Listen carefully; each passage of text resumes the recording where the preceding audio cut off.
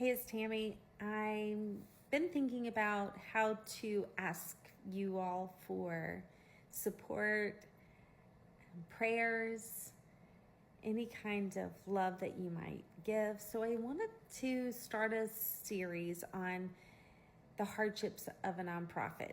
And I know it doesn't sound glamorous, it doesn't sound positive. I know it will be positive. I hope in the end that you can see the progression through my hope and hopefully through your comments and support. When John and I started the nonprofit of foster care and foster closet and how we can support the foster care community through the foster closet, we saw a need. And so we started in our own family's closet, and it was grassroots. I am not a businesswoman. My husband's a business person, but I'm not. I knew nothing about how to start a business, how to start a nonprofit, how to market, how to start a website, none of the above. But I knew there was a need. And I knew God told me that I needed to start this. So we started it. We just stepped out by faith. We asked friends, do they have things to donate? But we didn't have a place. We started in our closet, and then we started growing so fast. We moved to another nonprofit, and then we found out that we could only do what the nonprofit wanted. Then we moved to this really small unit. My husband was paying the bills at first, and then my landlord said, hey, maybe you should do a fundraiser. Didn't know anything about fundraising, and got some group of women to help me. And that was really neat to learn how to fundraise. But the pure joy was seeing children every day. And the pure joy was helping those families who were desperate. And then I learned that there are relatives out there getting their grandchildren and they weren't getting financial help. And how could we help them? And then we started the nonprofit portion called relative support, and then non-relative support. So that was another thing. And I live in Florida, so I had to navigate through a lot of political things that I didn't know about. So I had to start learning. Then I started being an advocate in our area. Then I started learning what the procedures were, because we are a nonprofit-based entity in our state. In a nonprofit world means that they are privatized. So there's the governor, Department of Children and Families, then the Department of Children and Families in your region, but then there's nonprofits that run case management, etc. Long story short of it, I had to learn, and I had to grow the foster closet to help all these children that were coming into foster care. And you might say, well, you get paid. Well, sure. 6 weeks out, you get paid, but not a lot per day. Average, I would say $20, but to begin with, you get maybe $16 to $18 a day. And you get WIC for kids 5 and under. I started learning all of that, things that I didn't know about because I didn't need it for my belly babies, right? And I'm learning now my foster children are needing these things, and then families are needing these things, and then how can I educate other families?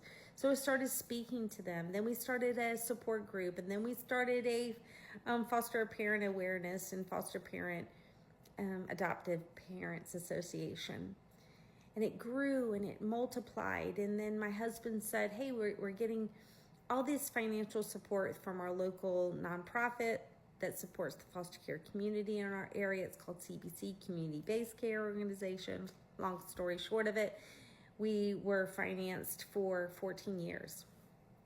Before our journey is where we are now, we purchased a very large building, and we were able to love on all these kids aging out of foster care. I forgot to tell you that. So 1 year into us starting, we started helping kids aging out of foster care. So we bought a truck. I saw God show up through many people, through donors, through businesses, through neighbors, through friends, through churches, through community leaders, through our state. It was an amazing journey. But that brings me to today. It's quiet. All of our things are in 6 different storage units. And there are little places out there that are helping, but nothing on the magnitude that we were able to help. So I'm kind of melancholy. I'm going back to my grassroots where I know that God has these children in his hands. Although our support is gone financially, I know that there are people out there willing and able. So needless to say, I've reached out to tons of organizations. I've looked at 20 to 30 retail spaces. It's astronomical.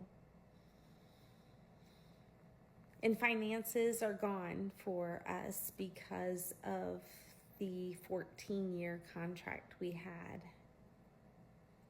We weren't the only ones. So I just want, if you're going to comment, to say, what did we do? We did nothing wrong. We were helping and thriving and loving on these kids and families and really serving the community in a magnificent way. Had wonderful volunteers. They just didn't see the need, I guess. So I want to take you through the journey of how do you go from helping 13,000 children in the 14 years we were active to none, and how that affects me and how I grieve and how I mourn that loss.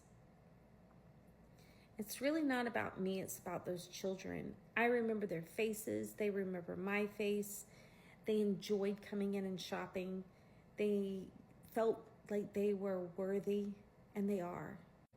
It's been a year since it's been taken, but October will be a year since everything's been in storage. And I've reached out to pretty much everyone I can and know that can help. Is this the end of Foster Closet?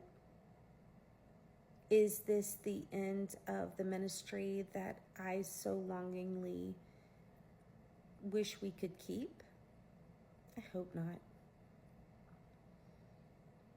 I still feel like there's a calling and there is a purpose and there is a wonderful, vast array of people out there that can help and that want to help, they just don't know. So I'm going to take you on this journey. I'm going to tell you what I've done, what I've not done, and maybe you can help me. Thanks for listening. I hope I didn't take too much of your time. But I just wanted to vent, and I wanted to share how much I miss these children. Come back for more. I hope I'm here. I hope I'm able to serve the children we so longingly miss in the Northeast Florida foster care community.